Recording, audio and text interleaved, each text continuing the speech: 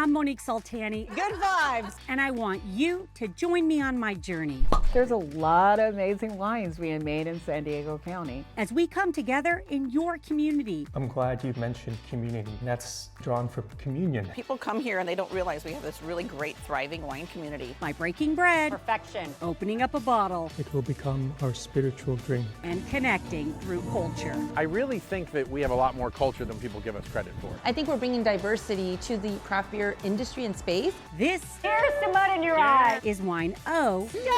You have to just believe in the market. TV.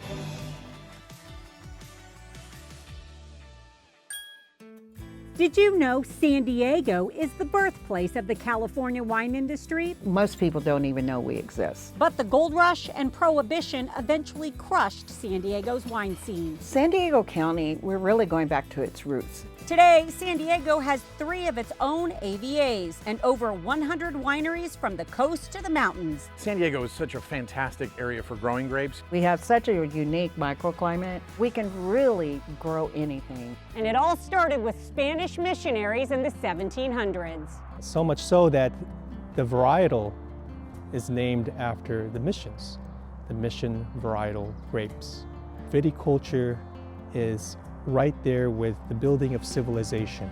And when you think about California wine, the story really began with the Padres. In the summer of 2020, a higher power brought Father Raymond Philip Napoli back home to San Diego. I actually went here when I was in 4th grade. And they asked me, oh, how was your field trip for the mission? I said, it was all right. What time's lunch? And now I'm a Padre. His mission? California's oldest mission. These are really old vestments, actually. Not as old as the mission. To think that before the city of San Diego, as we know it, was Mission San Diego. The team for San Diego are the San Diego Padres. The Padres, of course, were Catholic friars, some of them priests, led by Father Junipero Serra, the founder of the missions. Their main thing is to celebrate the Mass. And for the Mass, you need bread and wine. Father Raymond Philip's faith led him to a double life. I never see a conflict with being a Catholic priest and the fascination with wine. Nobis fiat potus spiritualis, benedictus Deus in secula. In sacred scripture, there are about 900 instances where viticulture is referred to. The very first thing that Noah did after the flood was plant a vine and make wine. A wine calling that brings this WSET-trained man of the cloth closer to Christ. Jesus' first miracle, it could have been healing a blind person or curing the sick or raising the dead. But what did he do? The wedding feast of Cana, he turned water into wine. We don't really need wine to survive, but it's there as part of life to show us that there's more to life than just living and surviving. When you think about all the factors that come into winemaking, what you hold in your glass of wine is really a miracle. There's a lot we can learn from each sip. As he drinks thy wine with a merry heart and enjoys the simple pleasures of a divine life. Today we're introducing you to the family behind the oldest winery in Southern California. The Rizzo's roots are in Sicily, but their heart and their history are right here in San Diego. Ross Rizzo Jr.'s roots run deep in Rancho Bernardo. I know a lot of the plants and the trees by name. My blood is here. Blood of the Vine kept Bernardo Winery alive during Prohibition, surviving the dry spell by selling sacramental wine. Winery was founded in 1889. They planted all the vineyards then because they realized that San Diego was such a beautiful place to grow grapes. As you know, of course, all the Franciscan missionaries brought the grapes here, but they really continued growing it in a commercial way at Bernardo Winery. Powerhouse producers, but San Diego as a wine region still struggles for name recognition. People don't really realize still that all of our wines are made from San Diego County grapes, and all of the wines that are in the tasting room are made here on the property. Purchased by the Rizzo family nearly a century ago, Bernardo Winery was here before the Burbs. Over our right shoulder, you see all those big houses up there. We had 350 acres of vineyards back then. Well, we actually predate Rancho Bernardo. This winery was built on the Rancho de la Cañada de San Bernardo Spanish land grant. 350 acres is not a vineyard anymore, it's houses. My dad used to joke that it was more profitable to grow houses than to grow grapes. And so now I don't think so. Today, he's a third-generation master vintner and the president of Bernardo Winery, a role he stepped into unexpectedly. I actually was going to go to law school, but my father passed away in 2008. When he passed away, I realized that I either have to start making wine and making money, or I better go back to law school. He stayed, and along with his siblings, poured all they had into their Sicilian meets San Diegan sanctuary. We're really growing some things here that are perfect for this terroir. We're growing, you know, the old world varietals, like the Browns and Bordeaux's and things like that. This is our 23 Petit Syrah. I think that Petit Syrah grows really well in San Diego. My dad used to say salute. Salute.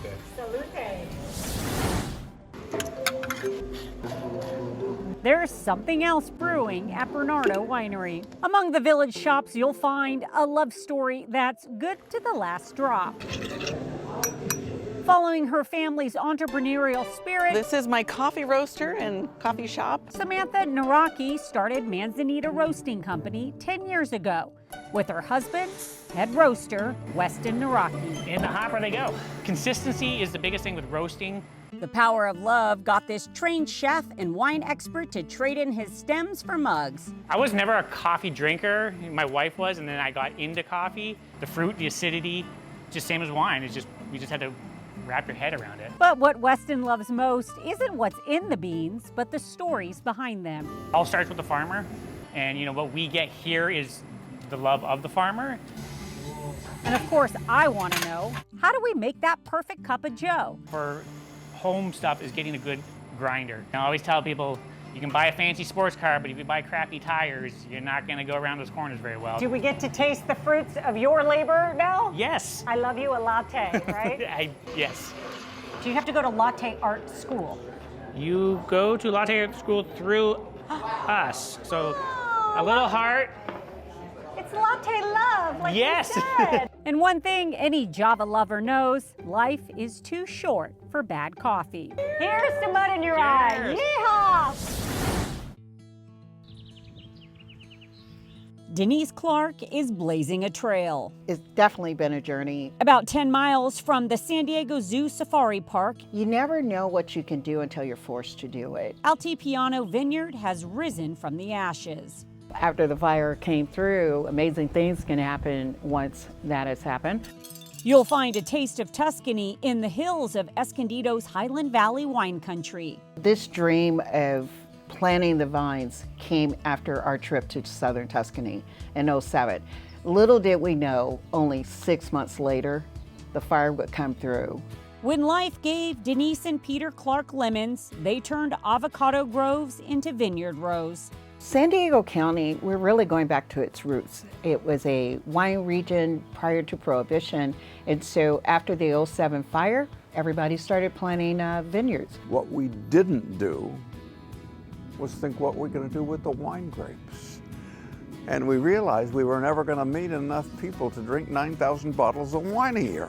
9,000 bottles of wine on the wall. No, so I couldn't help it. Over 30 years of marriage has taught them some lessons, and so has the wine. I knew nothing about wine. There was just this light bulb starting to go off in me. I was one of the few pioneer women in San Diego. Fewer than 1% of American winemakers are Black, and while those numbers are on the rise, Denise knows being the one and only means she needs to do things differently. I think it's a tall order, period. I think for women in general, BIPOC, being the first in something, there's a lot of responsibility there. My wine speaks for itself. It tells who I am without me even saying one word.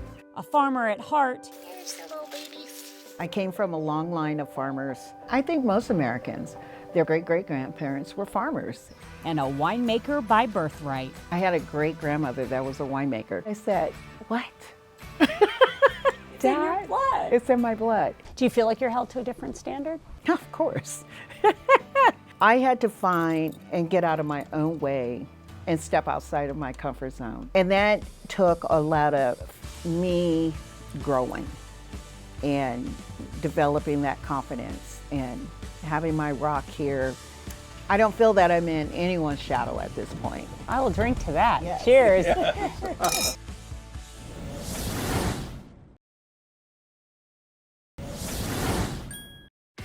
Now to a beach community in the coastal city of Encinitas. Let's dive into Leucadia and take a look at how this funky little beach town became world famous for fish tacos. Haggo's Organic Taco has been well known to locals long before the Food Network made it famous. We have like so much loyalty to this place and so many people that have been coming here since the very beginning. Today, organic chef Courtney Andrus is at the helm. James, the original owner, was obsessed with Jacques Cousteau. This is our Cousteau fish taco. That's our world famous fish taco. It's a wild caught mahi with some crema and cabbage slaw, salsa cruda, which is kind of like a salsa fresca, and fresh mango on top. This is actually one of my creations. The immortal is sauteed caramelized onions and quinoa and mushrooms with a vegan cashew crema that we make in-house, arugula, and avocado. And what's the secret to making a fish taco? Everything here is fresh, prepped daily, and I think that that's like a huge key to elevating anything, but you know, a fish taco. Has to be fresh. I think I'm hearing this. If you're getting a fish taco, the key is make it fresh. What are grapes from some of the oldest vines in the nation doing in cans in America's finest city? We're about to find out. The idea is to make great wine, aged wine already in a can. San Diego-based Los Cuernos uses Lodi fruit from Gerardo Espinoza. I'm a third-generation farmer. My grandfather came here in the 1940s. Do you have old fruit in here, old vines? A blend of Petit Syrah and Zinfandel, the old vine Zinfandel that we grow in Lodi. It's what's in this can. Do we pour it in a glass or we just chug it down? There's no rules, Monique, so you can drink it however you want. The can concept might be simple, but the wine inside isn't. Our Reserva, which is a blend of Cabernet Sauvignon and Petit Syrah. It's a beautiful wine to be able to pair with anything. Old vines in a can coming straight at you from Lodi. And then I have this fish-ish taco, as I like to call it. Cheers. Perfection. Move a few miles inland and discover a San Diego nonprofit who's made it a point to turn a holiday favorite into a cherished community tradition, bringing the magic of the Nutcracker to life for kids of all ages for 16 seasons and counting. But it's their founders' perseverance that has made the Encinitas Ballet Academy a true classic. At only 18 years old, Sayat Azatron was a principal dancer for the Moscow Kremlin Ballet. I was lucky one. The height of his career came during the fall of the Soviet Union. When I was dancing in the Kremlin Ballet, it's a 6,000 seats. 6,000 seats. Ballet brought him to America 25 years ago, where he met his wife, Olga Chekachova, on stage in Santa Barbara. When we graduated school, it was the collapse of Soviet Union, so there was a hard time. The love of ballet basically moved us forward. When the jobs dried up, he lived off $25 a week and slept in his car. Still, he stayed. When I came here, it was shock for me. I said, wow, you have everything. What do you need to do? Just to work. America offered something he wanted for his family that he could never find back home. Freedom. Today, his daughter is following in his footsteps. I think my goal is probably to become a professional dancer in either like the Bolshoi Ballet or the Mariinsky Ballet in Russia, and maybe make it more popular so other people can enjoy the art too as much as I do. 1, 2. The same year they found out they were pregnant with their daughter Ariel, they opened the Encinitas Ballet Academy, a nonprofit in North County, San Diego. He's trained over 300 students since immigrating to America. 20% have gone on to go pro. Sayat says that number could be much higher, but it takes more than God-given gifts. Understand? Good. We dance through the pain whatever happened in our life, but when we come to dance, we see the beauty. La, la, la, la, li, la, la, and kiss.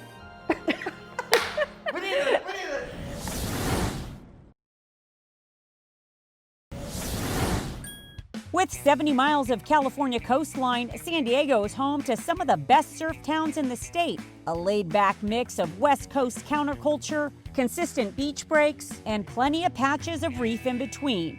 Our adventure begins in North County as we attempt to tear it up in one of the community's iconic surf spots. For the last 5 years, I've been walking this path without so much as getting a toe wet. Today, I'm diving right in. Brett Reisdorf lives and breathes the beach. There's something very primal about having your breath taken away from you involuntarily. Today, he's going to show me how to surf. I'm ready! Surfing, I can say, is one of the hardest things in the world to learn. The South African native came to San Diego in high school. Today, he lives a life shaped by surf. You face your fears almost every day, but when you work with something that's your passion, it's the best thing in the world. I quickly learn, first you suffer. You realize there's something about it that must be worth it, all the suffering. Then you surrender. There's moments where you're out of breath, you're tired, and the ocean holds you. And you have to be at peace and calm. You have to rescue yourself.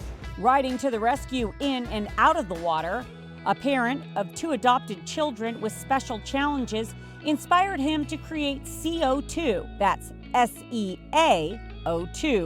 We've, as a culture, pretty much lost our connection to nature, and so this is right here in San Diego. A swell idea to get kids off of screens and into the ocean. My summer camps are small group and very adventurous. There's nothing but talking about our world and the environment because we're stuck there. From my own experience, the ocean will chew you up and spit you out. And the last time I was in the ocean, I was actually spit out in Zuma Beach and rescued by a lifeguard. I was 12 years old. Oh my goodness. So Brett, that's how much I trust you. This is the moment. Let's go. You're gonna do great. Figure out which foot you're gonna put forward. Oh, my best foot forward. So you're goofy-footed, just like the kids. If I give you the tools and we start small, you're in control. Worst case scenario is a wave comes that I wasn't prepared for. Just get off the board calmly and then go under the wave. You're gonna do an upward dog as we go over, and then we're gonna land on the other side of the wave. You gotta put either your left or your right foot forward.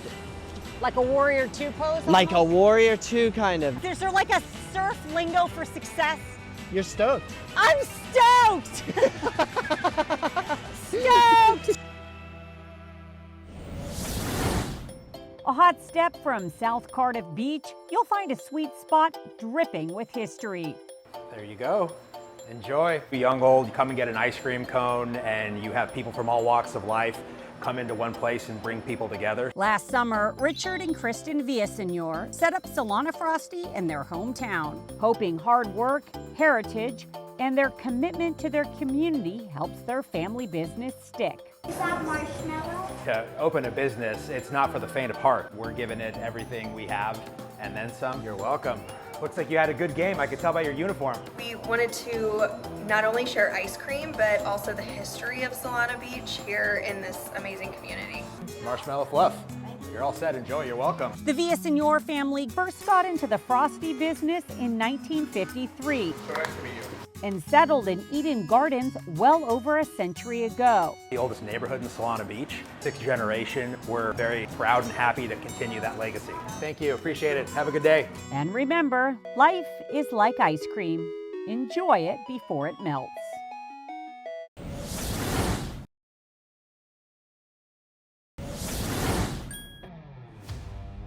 With over 150 independent craft breweries, San Diego County is commonly called the craft brew capital of America, thanks to its high concentration of breweries and pioneering the West Coast style IPA, a hoppy and bold beer that's a staple of San Diego.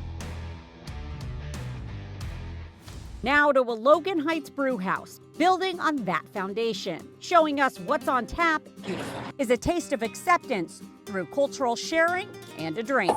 What started as a women's brew club quickly became a place for community in the center of this Mexican-American neighborhood. When you come to Mujeres Brew House, you're gonna get a whole Mexican experience here. And I think for San Diego, that's very unique in the craft beer industry. Carmen raises a glass to women. Oh, it's so cute. With open abrazos. It's 100% feminine energy here. When we had over 50 women show up to our beer club, we knew that there was a need for women who either wanted to learn more craft beer or have a safe space to go and drink craft beer. When I go get a beer, I am one of these. I'm a little timid because I don't know enough. I like to get beer. And then they go, well, do you like it hoppy? Yes. And I'm like, do you want an IPA? And in my mind, I go Indian Pale Ale. I would always recommend that any brewery that you go to, you ask for a little splash. And you're allowed to do that. That's what craft breweries are. It's like a winery. You get to go and you taste something. What defines a craft beer? A craft beer is pretty much going to be something that we've crafted here in-house in a small batch with all locally sourced ingredients within California, and we brew them here. The Blonde Ale, this is our customer favorite. We take a lot of pride in our buenas vibras. What does that mean? Buenas vibras, good vibes. Good vibes, okay, good vibes. Well, that's easy. No wonder why it's a bestseller, right? Carmen shares a recipe that makes her hoppy that you can recreate at home. My favorite drink that I like to enjoy when I go to a brewery is a craft michelada. Michelada basically just means a mix of different ingredients that we're gonna put in here. Have you ever made one of these before? No, never. Okay, and I was a bartender for many years and I've never made one. Rim this a little bit with chamoy, hibiscus, and dried apricots, lots of sugar, lots of lime, all pureed and made into this concoction that we just love in Mexico. With a little bit of chili powder. This is our I Love Michelada mix, family out of Ballet. They're Oaxacan, super yummy. Then we're gonna add some fresh lime. We're gonna add the beer. Ooh, can I be the beer pourer? Yeah! We're gonna use a Mexican lager, Amor a la Mexicana, and some tamarindo, and that's it. Viva la mujer! Viva la mujer! Celebrate women! Thank you for joining the journey to San Diego and for watching Wine O TV, where we get to the heart of every wine region. We'll see you next time, but until then, remember, Viva la mujer! There's no script. I know that, you've had an experience which I just learned about now, about your past, because... If I told you, you wouldn't have wanted to. And he also was the first one who, in the Bible, who's recorded as drunk. Well, there's that. This is why we love Mexico. Big, fun, dramatic, candies, all the things. So fun. You get it all, and you can blend it up. This is so cool.